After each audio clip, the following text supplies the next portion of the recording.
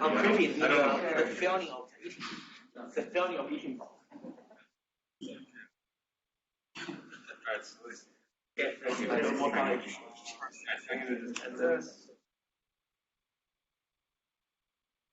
Alright. This is going to be a AMBF add-on. You might see some lag over here, and if it's too slow, I'll stop and put the process down. If you have Blender installed on your Linux partition, you can just open that. If you also follow the instructions, you should have cloned the AMBF add-on to run it alongside. I'm just going to do that, so go to the AMBF add-on. Here. If everything worked correctly, and if I press the key, I should see AMBF add-on loaded over here. On the right place. I'm going to select everything using the A key and just delete the whole objects in there. So what we're going to start doing here is start from a very simple rigid body, create some joints, add more rigid bodies, and link them in here. And then we can build on it. So with an empty world over here, with no objects or cameras in here, let's just create a cube, scale it down, scale it along the z-axis. A little bit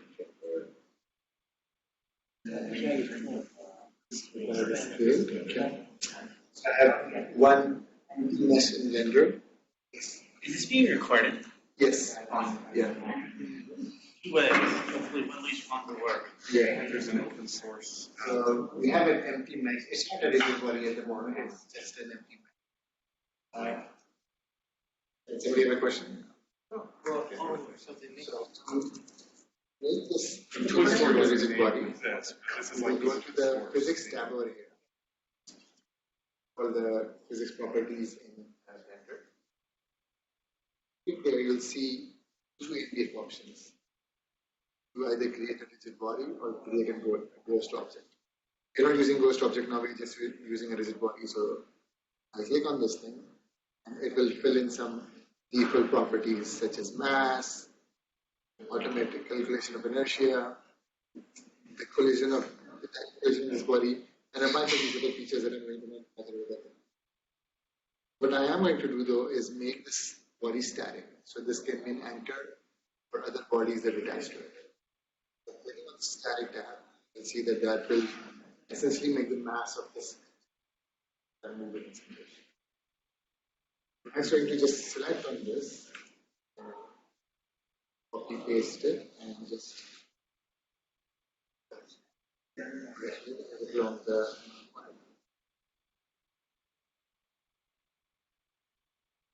I have two identical rigid bodies with similar form of.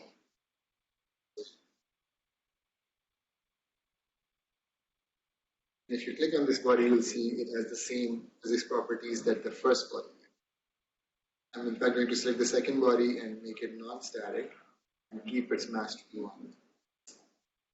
I'm going to create a joint so that I can connect these two bodies. To do so, just go to your AMBF panel and scroll all the way down and you will see this tab for creating a joint. So let's create a joint over here. Select. Show its axis so I can move it. And select local coordinate frame so that I can move in its local frame but not in the global frame. And similar to how we set the properties of a rigid body in the physics panel, for the constraint we'll see a different option which is called AMBF. Just click on this constraint and it gives you a bunch of different options depending on what type of joint you want. We will keep this to be revolute. And in the parent and child, select the pair icon, select the parent, doesn't matter who is the parent, who is the child in this case, and select the child. The important thing here is to select the axis, rotation. Look at the local frame The default axis is Z in this case, which means that your second body, which is this one, will be rotating around the Z axis. That's not what I want. I want it to rotate along this axis. This is over here. So I'm going to click on the axis, select X. Now be mindful that if I selected my joint and just rotated it randomly, whatever X is now, this will be my axis for this. Let's be careful when you choose that. Try to do that and keep it what it was before. Some other options that you can see here are joint damping and everything. We're going to ignore all of these. Just want to get this robot, this model into AMBF. Before we can do that, one step is to apply the scaling in all the bodies. If you remembered, I pressed the S key and made the body bigger and smaller. So I want to make sure that the scale is applied. So when I save this mesh, it's the same mesh that you see in the simulation. That's here. To do that, we select everything, type Control A, and then you have this option of application and whatever modification you did. Just click on Scale so that it's applied to the body. Okay. And that's it. That's our first model. How are we going to load this inside AMBF? There are two steps. First, we need to save the meshes.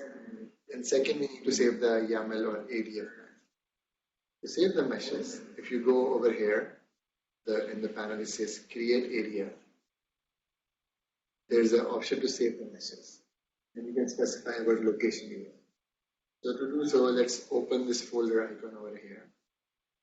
And I'm going to create a new folder, call it example. I'm going to double click this folder. You can click on this gear icon over here and make sure that the relative path is checked.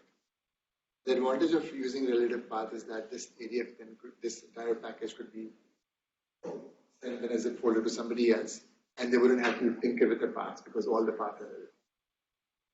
Click Accept and make sure that the high res, low res, and textures are selected. I'm not going to go into what these mean at the moment. Just make sure that all three are selected and click on Save Meshes. If everything went as expected, we can open our file browser, go to our examples folder that we just created, and see that there should be two more folders called a high-res and a low-res folder. If you open either of these two folders, you should see the STLs of the two rigid bodies that we just created. Okay. Now with the meshes saved, I want to save the description file as well. And you can go look at that at this D. Again, select the path where you want to save it. I'm going to go back to example and just call it example.yam. And I'm also going to make sure that the path is relevant. Every time this item saves it at the same location. Okay, and when I click write the AMBF description file and I go there, I should see example.yaml file in this file. This was our first example of an ADF file. Now I'm going to show you how to load this inside AMBF. We're not going to control this in this session. We're going to control that in the session later. But just so you know that this thing works. Go to terminal run ROS4. Then you can type. On your local machines, you might not have put AMBF simulator in your system path, so you might not be able to find it like I can.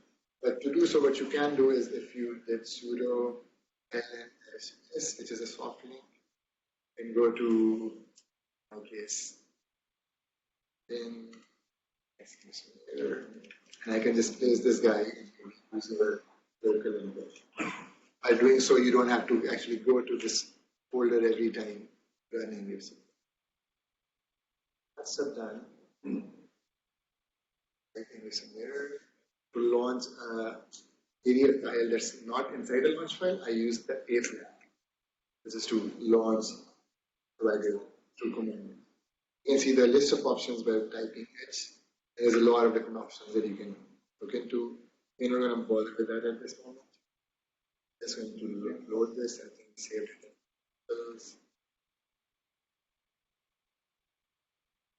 this shows me two digit values. If you use in this case, they're going to message both of them joined. As I said, it should be in the x-axis. Okay. Now very quickly, I can close my simulator, go back to my render add-on, and just select both of these bodies, scale them down further because they look too big in the simulator. And applying the scale once more. And then save the meshes again, save the description file, go back and rerun it, and hopefully this time it's once more. So the workflow is very easy. You just modify something, save it, and then you load it. Okay. The next thing I'm going to cover is the material, because when you get what's in AMBF, you want them to look nice, you want to put textures and things like that. So for the first body, I'm going to go into the materials tab over here. At the bottom, it's a world icon with a texture on it. So you click on it, it says material properties. I'm going to assign a new material. Just color it randomly. And for the second material, I want to be fancier. I want to apply some texture to it. So again, a new material and a base color. Instead of a constant color, click on this icon and say set it as image texture. And it says, okay, you don't have an image yet. Do you want to create an image? Yes, I want to create a new image. I'll call it my texture, for instance. And now I have a texture applied on this object, and it's black. There's nothing on it at the moment. I can go to my shading tab, which is over here. Actually, I can go to my texture pane and just randomly color it however I want. So there you go. Pick a different color, maybe. So sometimes it works. It looks good. Now again, you've modified the meshes, in this case the material. So you don't really need to save the first mesh again because only the color has changed and color information is encoded in the area file. But for the second material, you applied a new texture, which is saved as part of the mesh. So for either of these things, when you apply a texture, make sure to save it as a wavefront object, not an STL, because STL does not have support for textures by default. So go back to your mesh type and open it and select OBJ format. Okay. Make sure that your high res, low res, and textures are selected. Click Save Meshes, and then again do the description file.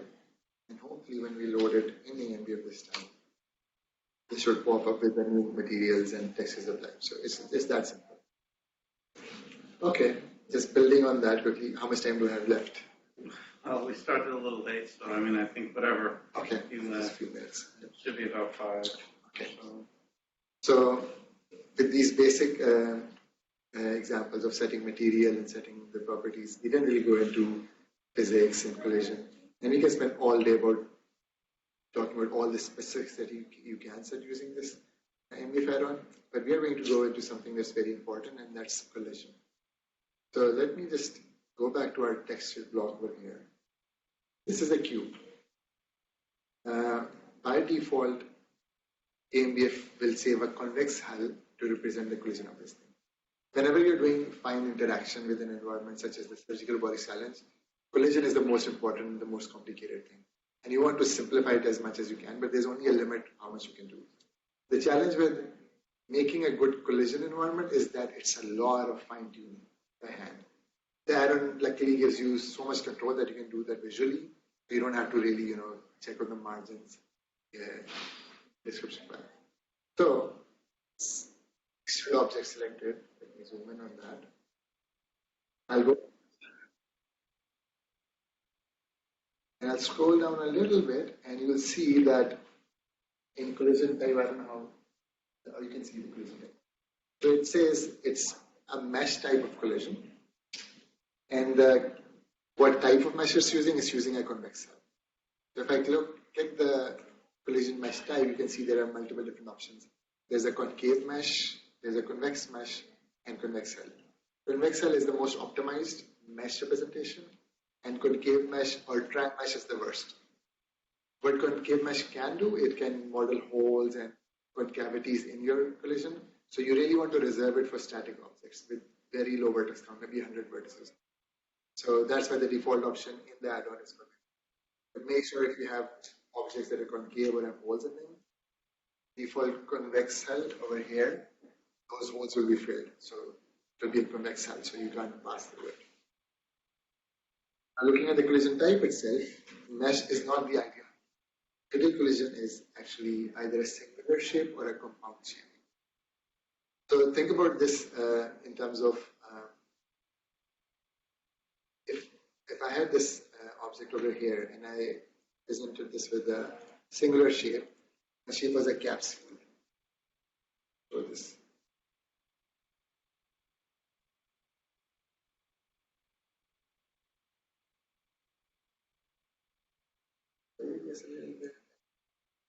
Imagine for one instance that I represented the collision shape of this cube with this capsule. Now, if this capsule were a mesh, it would have a lot of vertices because of those gaps on the top and bottom. But representing this as a primitive, it's actually very fast because you're not really computing those individual bases. You're just using these two spheres and sweeping them across the line to do collision. It's very fast. So that's why the advantage of having this single or compound shape is that you can build a complex geometry with multiple primitives. That's the fastest collision that it can give. I'm going to take this example to model this single group with two different primitives. So to have multiple primitives here, instead of selecting a single shape, I'll select a compound shape. As soon as you select the compound shape, you'll see additional options to add shapes here. Add shape, remove shape. So I'm just going to add another shape. Select this. I can set it as a box or I can set it as a sphere. Radius over here. And for the capsule above, I'm just going to play with that just randomly and make it smaller. Move it along the z-axis. And with my sphere, I can move it along. So you can see by using these graphical sliders, you can fine tune these collisions instead of figuring out all those offsets.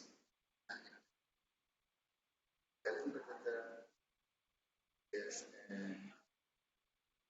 So now if you see there should be a hole or an empty spot in between that I shouldn't be able to select. We'll see that in selection. So this selected, just click. You don't need to save the meshes again, but because the meshes have not changed, only the collision has changed. We'll write the description, save the description by clicking, go back to AMBF, and I'm going to hit the P key on the simulator to select objects in the scene. And I can basically click anywhere on this first collision object because this is a fill object. But look at the second object. I can click on the top because that's where my capsule is. And in the center, it disappears. I can't select anything. Because if you remember, this zone is there is no collision. And then if I go lower, again, you can see that this is where it comes. This really shows you that collision is a polygon. So you could have like a ghost object that just passes through everything, even though it visually is there. So somebody asked a question about properties such as friction, contact friction, and all these properties.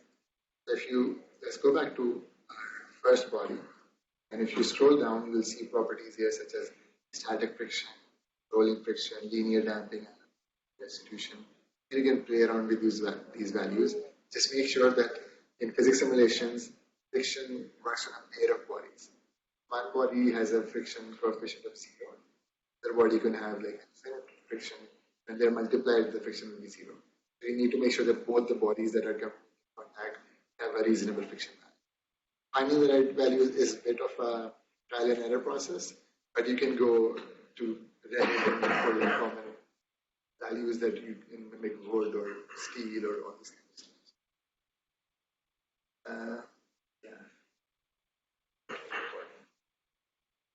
Okay. I can stop it at that. Again, we can spend a lot of time covering a lot of interesting aspects. But yeah, one thing that I would like to add. So These two bodies, it's still a serial chain because I have a base body, then I have a body that's connected at the distal end. Nothing is preventing in the blender or in AMBF for creating a closed chain. Keep adding joints and keep connecting the bodies back to each other. And if it forms a kinematic loop, so be it. AMBF is not going to complain. It's still going to allow you to control the bodies individually as well as to get those in the base hand. Let's stop here. Do you have any quick questions with anything?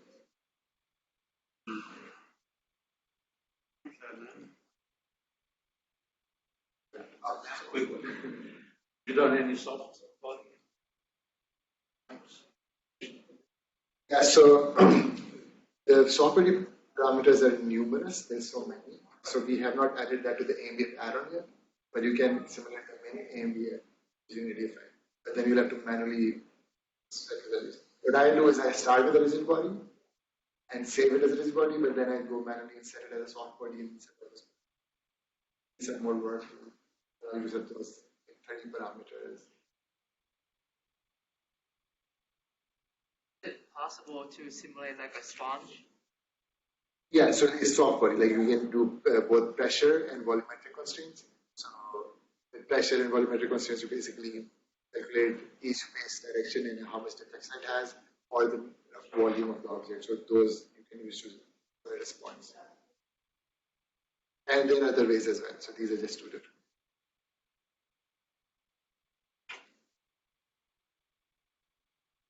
Read on the dynamic controllers, and back to Adnan after that on the surgical robot challenge.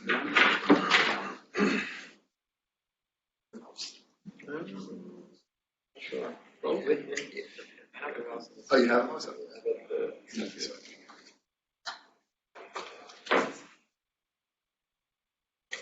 See. Was it like?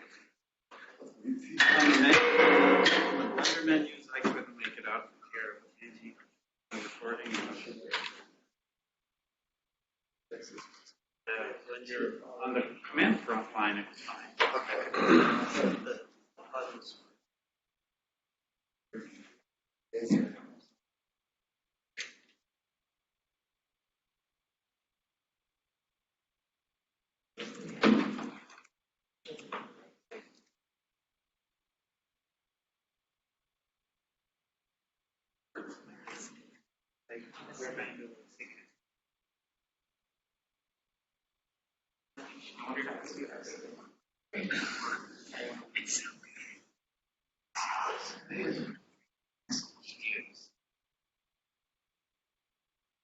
Share using illusion. Yeah.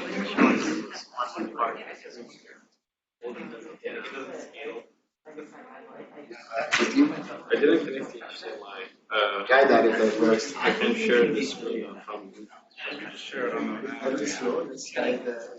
A lot of them have fun. That's what I realized. Okay, Should we use this laptop? Yeah. So I don't need the illusions anymore.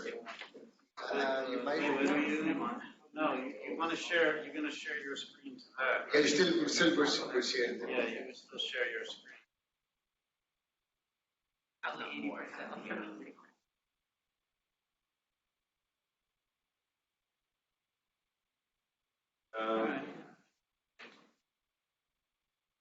Basically, this part of the talk is going to cover the data-driven method. So, creating different controllers using the AMBF description file. So, how does this help us in our simulation work? So basically, when you end up having the model that you want, whether it's a DBRK, which is already there as an ADF file, or your custom robot, I can show you a quick custom robot here,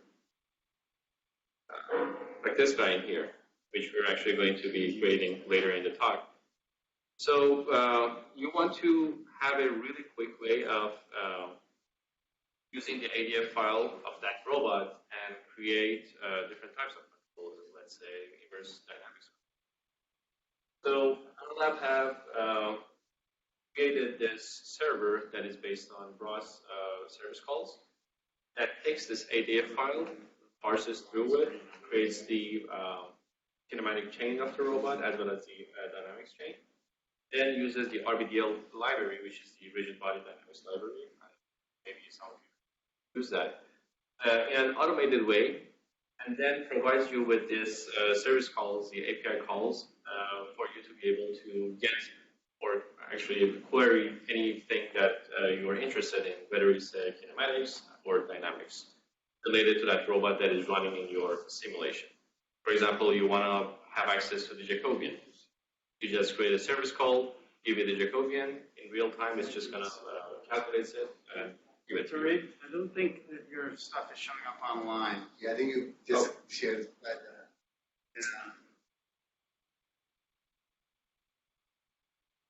Back to Eugene's. Going to camera up there. All right. Yeah. So again, we have this AMBF add-on creates using the Blender. We are creating the I think just go to Bluetooth app.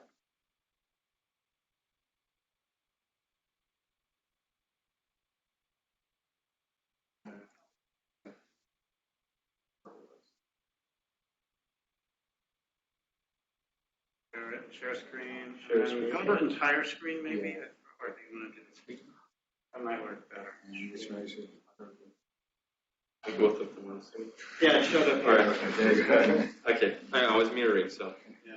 Yeah. So we have this YAML file, and then RBDL parser kicks in, and then feeds it into the RBDL server, and then we have these API calls, which you can custom make it in your own code, and then finally it can give you expose all of those dynamics or kinematics parameters to you, and you can use it for the control manager part. So I have written the GitHub link to the dynamics server. We don't want to do any coding for today, so just you can clone this repository, which basically has 3 different submodules, including the RBDL library, which is used for creating the dynamics, calculates the dynamics of the model, as well as we have 2 more libraries, which are one of them is the RBDL server, and the other one is just for the controller, which has implemented this gravity compensation controller that we just want to be playing with. And then after you follow the README file in that repository, you should be able to control the robot, just see the gravity compensation, calculating the gravity for the robot as follows. So I'm just going to run the robot that we're going to making later on in the session. We just need to ROS run the RBDL server. Also do a ROS run for the test controller, the control node. It brings up your control node, and finally, we just want to run the gravity compensation controller and feed it the YAML file where it's used for calculations of all these parameters. Where you can see this is the input to this file. This is where the location of my test robot is, the YAML file. So this is the robot. Right now, it doesn't have any torque commands. So that robot. And then we're going to activate the gravity compensation. Running this guy. And then now, this print statement in here is showing all the calculated tau values for the joints. So by P, you can interact with the objects within the simulation, so you can grab them. You move them, it's like in space. And what it's doing is that it's calculating the gravity needed for each of these joints, the torque value needed for each joint to compensate for the gravity.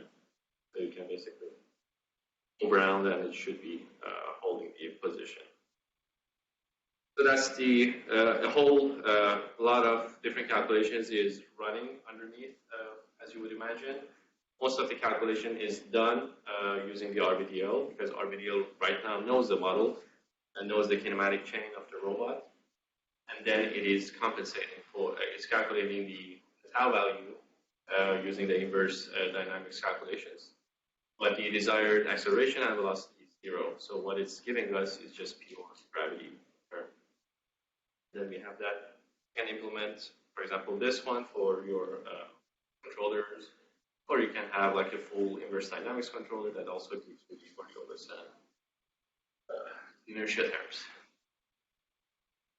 So let me know if you have any problem installing that, cloning it, and getting the same results. Then you can further look into the code and then implement your own controllers. Any questions? I wonder if we could put that up on the screen maybe, or maybe go to Yes. the repository, just so it's part of the record, assuming we end up with a good recording of It this. does have submodules.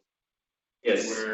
So if you follow the README, hopefully it should have the good results. So Okay, why don't you just go to the So you website? can just go to the website using the internet. that's a good way. If you already cloned it and you didn't recurse, then you do a module update dash dash in. Yes. So that's this is the link.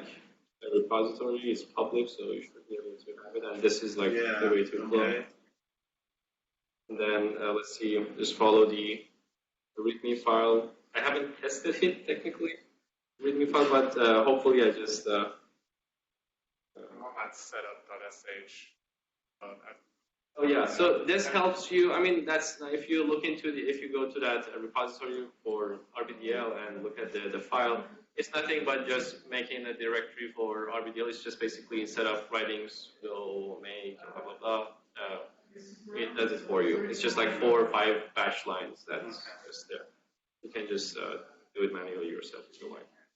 So this whole part is just for installing the RBDL, the library that is used for generating the dynamics parameters. And then the second one in here, we have the test controller that has the gravity compensation part. So just for the building it and making it. And just ask for stuff. Let's run. So this is the server. This is the controller node. Finally, this is the gravity compensation node. So I can leave the laptop in here or? Yeah, I'll just use your laptop. All right, okay, great. All right.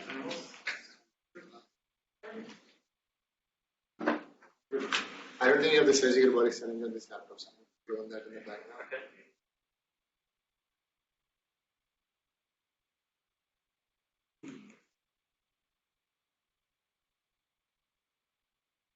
It was showing it in part.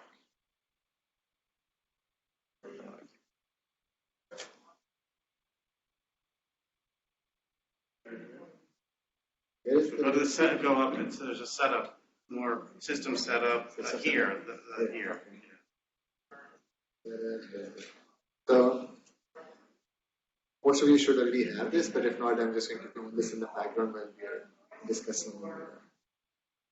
Let's discuss.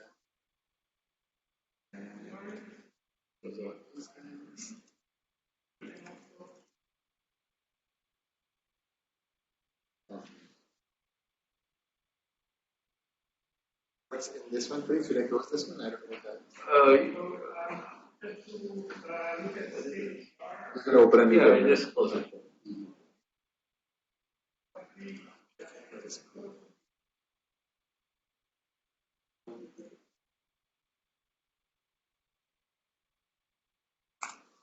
Okay. So while that is happening in the background, I want to go with a very simple example of controlling a robot using the Python client and show you how easy it is to have something in AMBF without doing any setup, open a Python terminal and then start controlling the robot. How do we close this terminal? Do I just take the cross here? Yes. It will just close this window? Yeah. So if you remember my presentation, you can package an entire scene through a launch file. So you can have a launch file with its own multi-bodies and world and cameras, And then you can have another scene with a different launch file, so you can segregate different packages. If you look at the surgical robotics challenge over here, you will see that it also has its own launch file. And if you click on this launch file, you'll see that it has this long list of files that could be included. For example, at index 0, we have the PSM1, which is on my left side. At index 3, I have PSM2, which is on my right side. Index 1 is sensors and actuators that attach on the jaws of the PSM. So you have all these ABF files, and then you can select which ones to load at runtime by specifying their number in this list. So if you go back to the README, you'll see that over here, when I run the simulator, I provide the launch file. In this case, the launch file in the surgical robotics challenge repo. And then I say, of these model files, I only want to load 0, 1, 3, 4, 14, and 15. And do not load the rest of them. So what these really are, 0 is PSM on the left, 3 is PSM on the right, 1 is special constraints and actuators on the jaws of 1, 4 is the special constraints and actuators on the jaws of 2, 14 and 15 is the phantom and the background, and then the camera and everything is behind the work. So with this understanding, if I don't specify a launch file, and I simply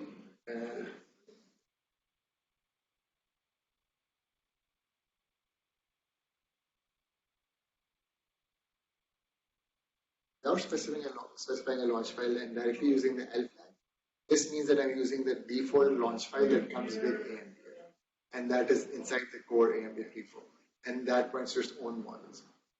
My experience, I remember what robots are at 4, 5, and 6, they are the Da Vinci manipulator. So I can do 4, 5, and 6. This will load MTM, ESM, and ACM. Open these, and you can see these 3 robots side by side. Just to verify that I'm not lying, that these are the MTM, ESM, ECM, I can go to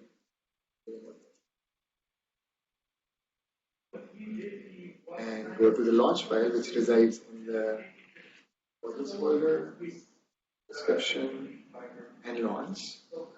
And you'll see index 4 is MTM, index 5 is PSM, index 6 is ESM. So these are the 3 robots that are launched without specifying a launch file.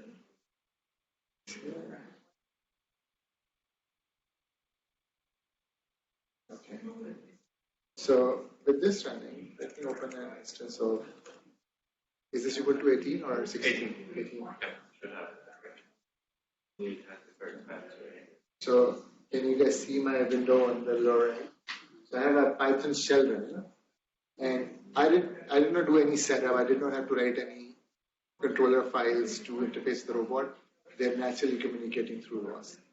So what I'm going to do here is create an instance of the Python client, connect to one of these robots, and try to control it. So first thing first, I'm going to do from AMBF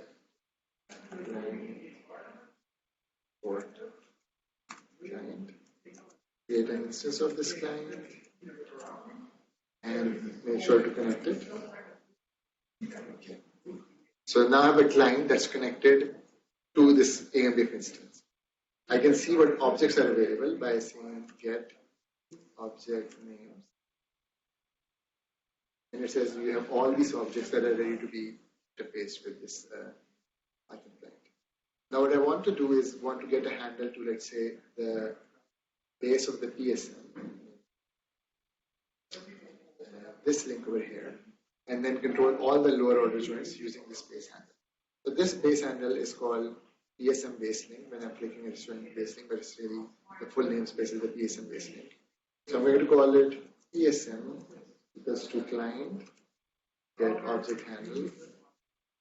And I don't have to write the full name, I just have to write enough string that can identify the name from this list of strings. So I can just say, give me a handle to PSM is, and it didn't throw any error, which means that I got a handle to the PSM list. I can check a few things. I can see PSM get position, and it says, oh, you're located at X this, Y this, Z this. I can also do Bsm get roll pitch or quaternion, whichever you want. And there we are. Now, this basing is a static body because it's fixed in space and there's nothing holding it in space other than the fact that its mass is 0. So I can't command an effort on this body. If I set an effort, nothing is going to happen. But I can control the velocity as well as the position. Be careful though, because when you set the position, it's going to immediately jump to that position, and you don't want to do that with Cartesian space control. But what I can do is try to see what velocity does to this body. So with Bsm handle, just do set linear velocity, and this is the velocity in x, y, and z. I want to move it upwards at a small rate, so I can do 0 along x, 0 along y. So the AMBF coordinate system is such that x faces you when you're looking at the screen, y is towards your right, and z is upwards. And there's documentation if you forget this convention. Vector, V key, the keyboard. There you have them. Oh, yeah, you can do that. Yeah, like you click on the ground plane and you can hit V with shift key. This shows you x towards you, y to the right, and z upwards. But you don't have to remember that. I was just showing that as well. Thanks for the handling it. So, okay, I want to move it along the z direction by a small velocity, let's say 0.1. And how long recent is the build of AMBF? This one is pretty recent. I think you can just do it. Okay. So let's try 0.2. Move. It should keep moving. It shouldn't stop because it's a velocity. Right, but I saw it move a little bit, so something's happening. Yeah, so something is happening. So it could be that. Let me check one. Ooh, there's lots of changes there. And these are just, Can I undo them? you can stash them. Or you have to save them? You can just stash them if you want. Yeah. It's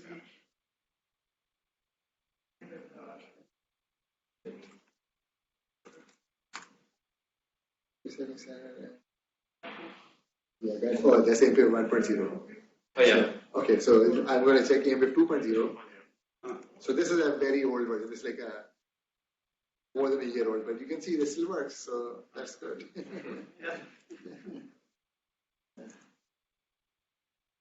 It already has the branch. It has it. Yeah, it's kind of next to you. Okay. And we'll get full.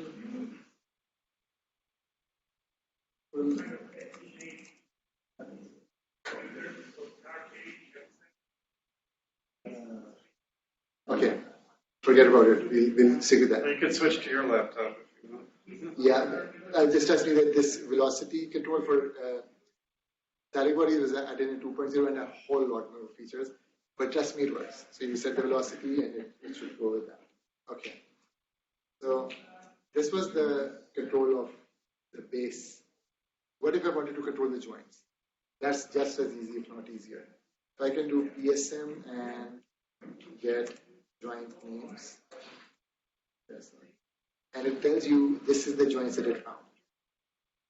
Even though this Bsm has this closed loop, like this is a 4-bar linkage over here. Then there's also like 4-bar linkage over here. But it will give you the path, a path that goes from the base all the way to the remote end effector. And these are the joints in there. To control any of these joints, I can do Bsm Set Joint Position. And this takes 2 arguments, an index and the value in radians or in meters to go to if it's a prismatic joint. Let's say I only want to control the first joint, the base joint. So I say control joint at index 0 and set it to position of 0, 0, 0 or set it to 0. That's what it just did. You can see that no other joints are actuated. So basically they're like a wet noodle. But the first joint is now PID. PID is active on that joint. And this is really powerful if you think about it because you can mix and match different control schemes of different joints by using the same base handle. If I went here and said Bsm.send joint, instead of saying position, I said set joint effort, let me do velocity on joint number, the third link, which is at index 2, this is this insertion axis. So I'm saying, let me control joint number 2 and give it a velocity of negative. That should be about. So you can see now I'm controlling the velocity of this joint and the position of the base joint. And if you wanted to let go of the effort or the actuation, you can just say effort instead of velocity and set it back to 0. So there is now no more actuation going on the third joint. You can do the same on the first joint as well. All the controllers. I've got a question. Yes. So if you set the velocity to 0, does it also go down? Good point. When you set the velocity to 0, that's a constraint that will try to keep the velocity 0, so it's a damped system. There is a catch though. At the moment, the velocity is not closed loop. So let's say for joint, you set the velocity to go to at a certain speed. You can force the robot to not go at that velocity. So it could be that there's gravity acting on it, or there's a physical wall that it can't go through. The velocity is not closed loop. I think I'm really going to need AMBF 2.0 for the surgical robotics challenge.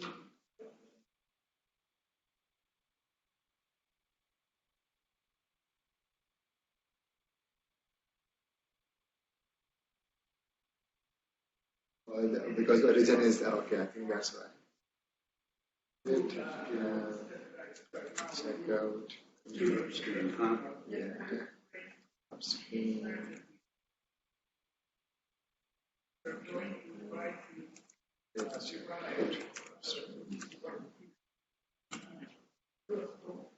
You want to create a new branch. Or we just give the local one a new name, right? Yeah, this Yeah. is the AMBF 2. Okay, do full. Okay, that's good. And updated launch function. Okay, so this is pretty recent, I'm guessing.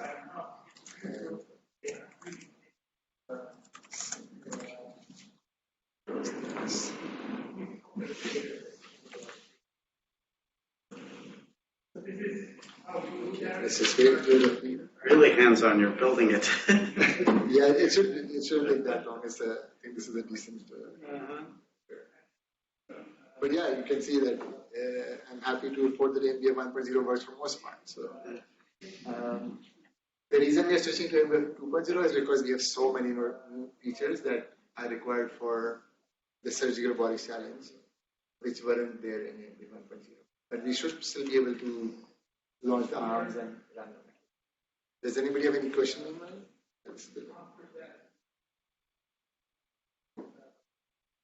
So yeah, while this is building. I got a question about Blender. So can you bring it up, please? It's there. Do we have it running? No.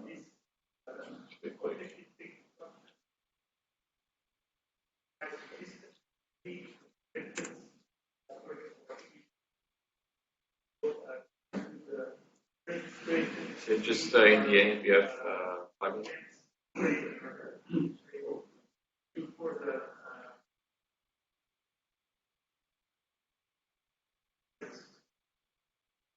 Okay, so when we want to add the rigid body properties to the body, we also have this in the prior, essentially the section. We also have an option for rigid body. Yes. That always makes me click on it first and then go to the. So yeah, let me explain the background of that. So Blender also has a physics plugin that uses bullet physics, and this is a wrapper for that thing. In the early days when we made the add-on, I didn't know much about windowing and buttons and callbacks, so I was relying on this rigid body. Problem is, Blender is not meant for physics simulation, so the options are not only differently named, they're very limited. Some things just weren't there, so we just ignored them. And if you go back to really early versions of this AMBF add-on, That's how we set rigid body properties, and you wouldn't have seen this enabling the rigid body. Yes. If you set these properties, they would be ignored. You can still set them, they're not going to be set in the AMBF. Okay, so the ADF file is not going to be properly created. It's going to completely ignore that. This button and all these are completely separate from Blender. So we are using the goodies of Blender, but keeping AMBF separate. So we can really add as much features as we want. That build should be close to complete. Yeah, so while this is finishing building, let me show you one.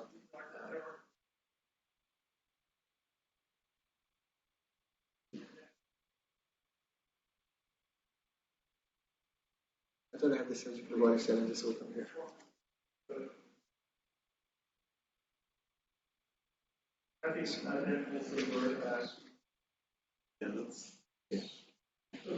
So, if you go back to our launch file, you'll see that we have one world file instance over here, which is World Studio, and then we have some input devices. We don't really use input devices through AMBF, so we can ignore that. But I want to ask you to focus your attention on this world file. I'm going to go to this world file, ADF, world, and world.studio. I'm not sure if you have gotten the chance to play with it, but this would be a good place to start. So you can see, just like other area files, whatever you want to load, you have to specify it at the top. So for example, this camera says that I want to load camera L and camera R, and it is expected that these should be defined later in this file themselves. So scroll down, you will see that this is my camera L, and this is camera R.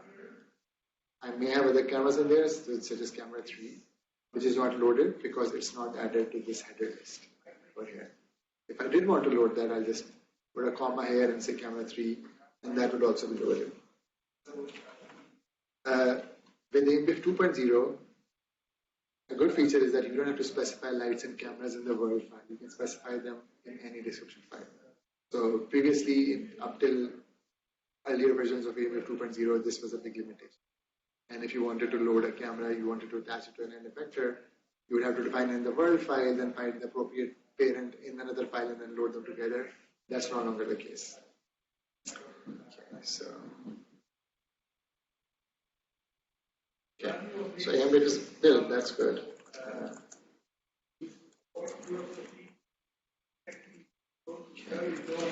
So let's point to the launch file this time.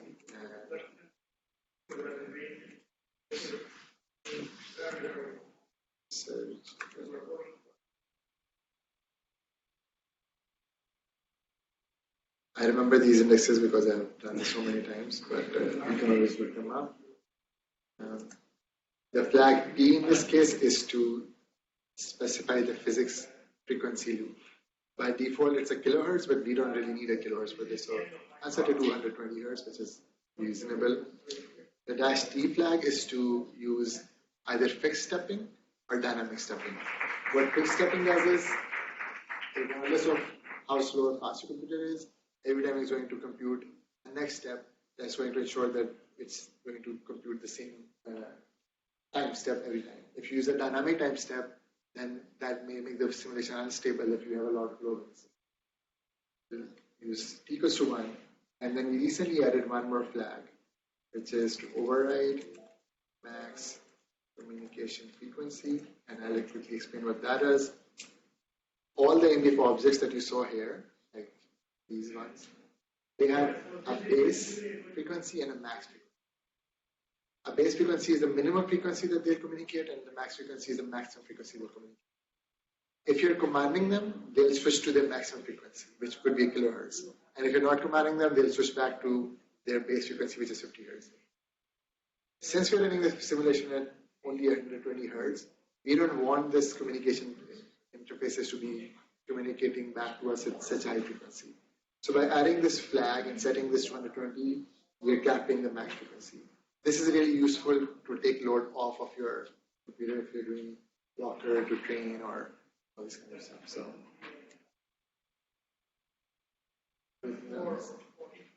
there we go. So we have the environment, we have two cameras, and we have the ESM manipulators in the back. So to give you a better demo,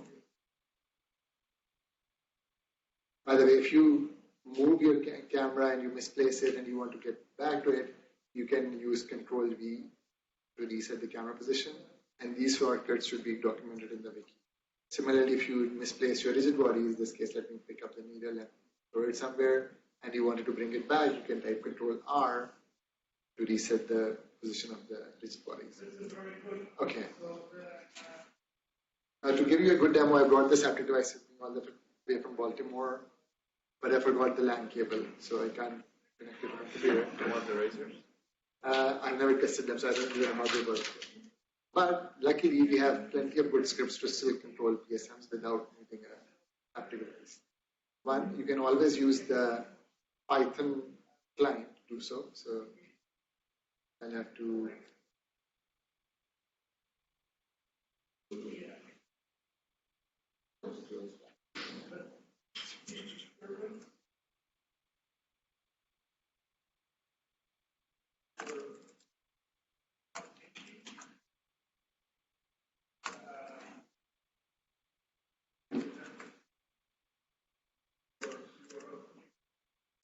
So again, you can see you have all these different objects that you can control. Is this my one or is it somebody else's one? There's that one there too. Yeah. Partially. I've accidentally checked. Okay.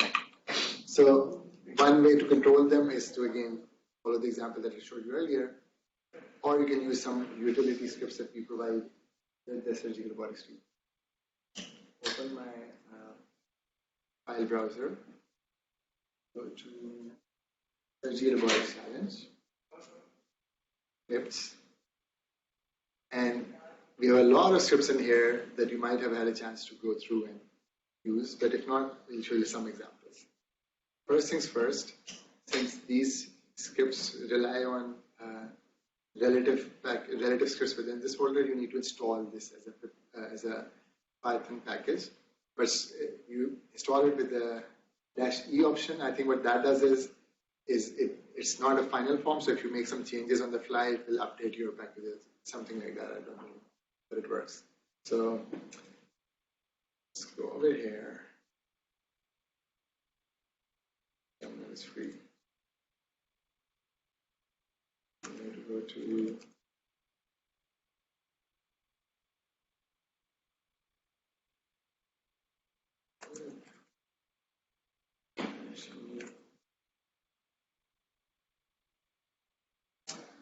with that done, let's go to and start GUI-based control.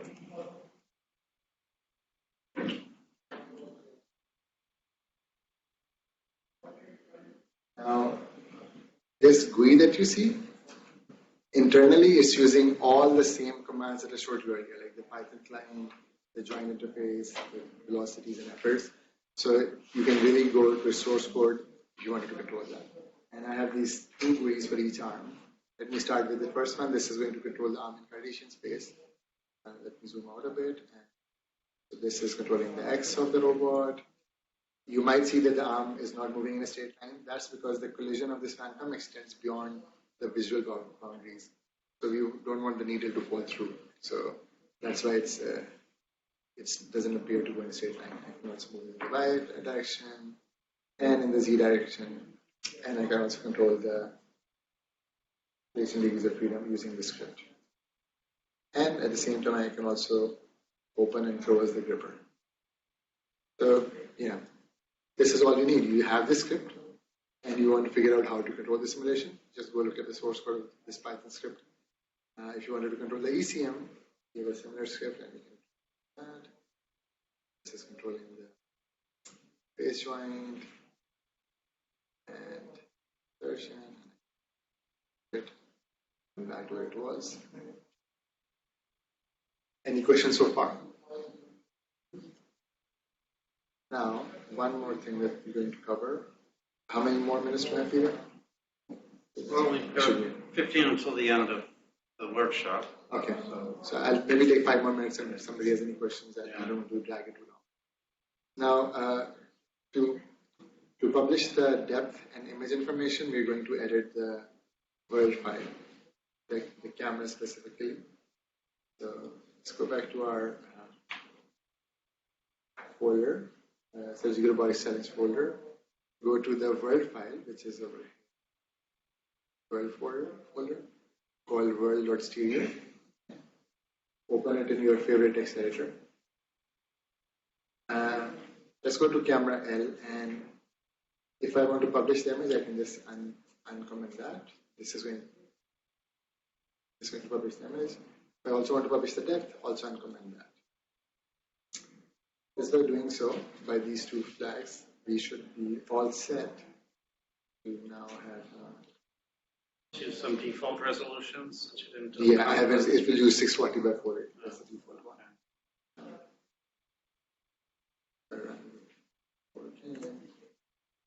You see one immediate difference in window 1 is that there is no text at the bottom anymore.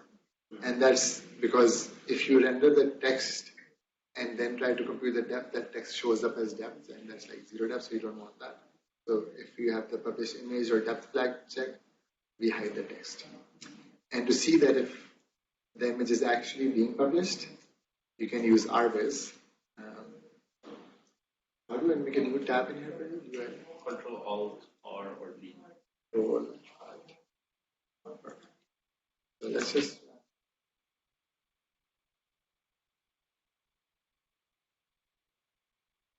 I'm only publishing the depth from window left or camera left.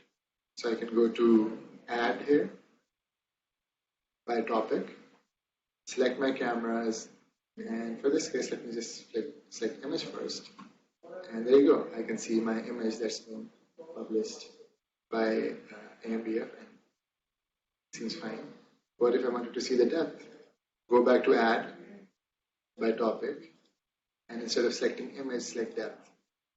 Select point club 2 is going to give you an error that the header doesn't match the fixed frame, which is because the base of this image is camera L, so you can just go to fixed frame and rename it to camera L, and there you go. You have your depth published as well. So you would notice that depth seems to be published slower than the image, which is much faster. So if I move the image, you can see that the image is much faster, but the depth is slower. That's because they are being published at different rates. And by default, the publishing interval of image is 10 times higher than the depth. And that is controlled by this interval. So this is the default for image, and let me just copy this.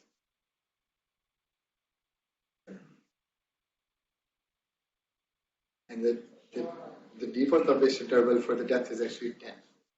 That's what it's doing now. So depth is updating 10 times slower than the image. You can set it to 1 as well. And that should hopefully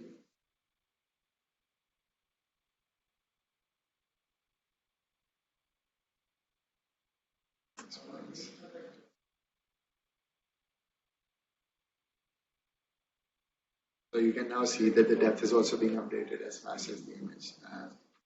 And you can do a bunch of interesting things with depth as well. So for instance, if you wanted to view the depth without the color, you can go to color transformer.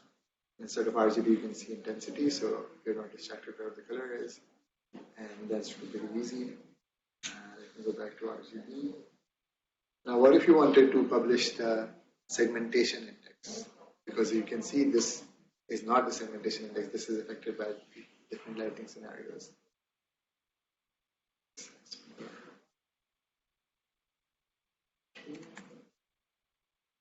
So to enable the segmentation index, we have a feature called pre-processing shaders, which is part of the multi-model rendering pipeline in AMBF. Let's just go and uncomment this guy for camera L. What this is going to do is after you render camera left on the screen, it's going to change the shaders for each object to these shaders and do one more rendering pass before streaming it out. And in these shaders, we are just ignoring all the lighting calculations, only taking the diffuse color of the object and publishing it now. What that gives us is a segmented image. There's a cache though that if you have two objects with same RGB colors, their segmentation index is going to collide. Okay, so that means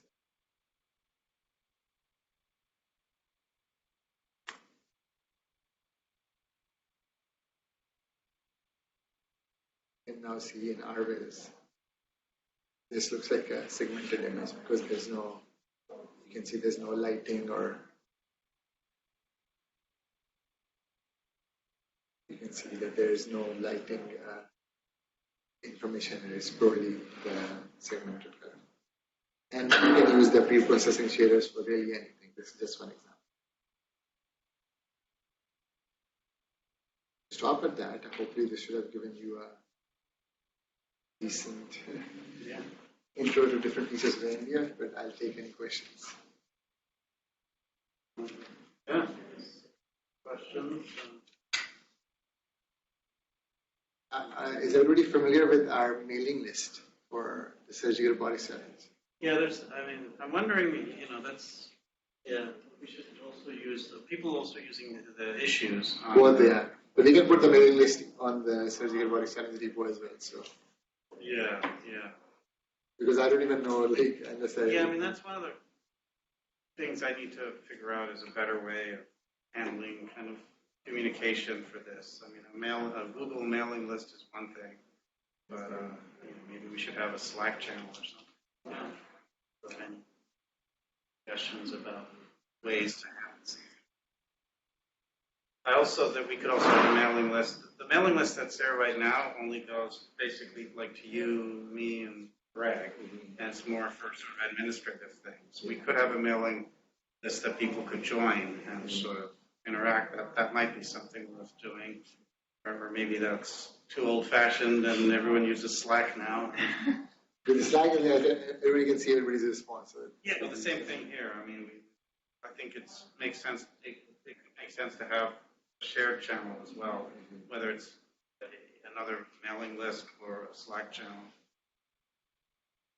You get that with the GitHub issues. Yeah. But then if the issue's closed, then you really have to then you don't have it, right?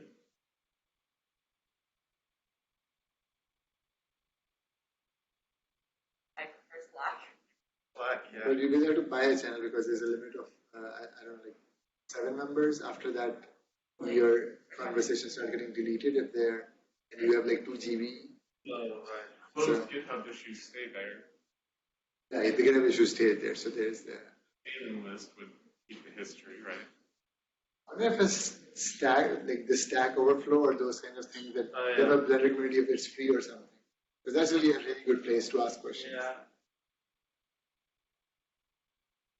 I guess Slack, I think there's some limits on Slack that you say, but that may not matter for finds out eventually.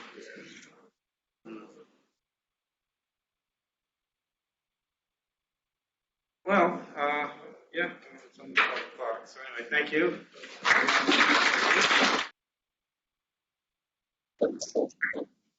The various recordings now. That's something useful. I think this session would have recorded much better than the first one.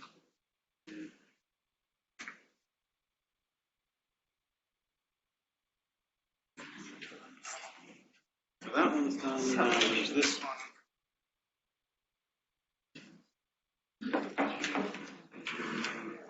The other screen.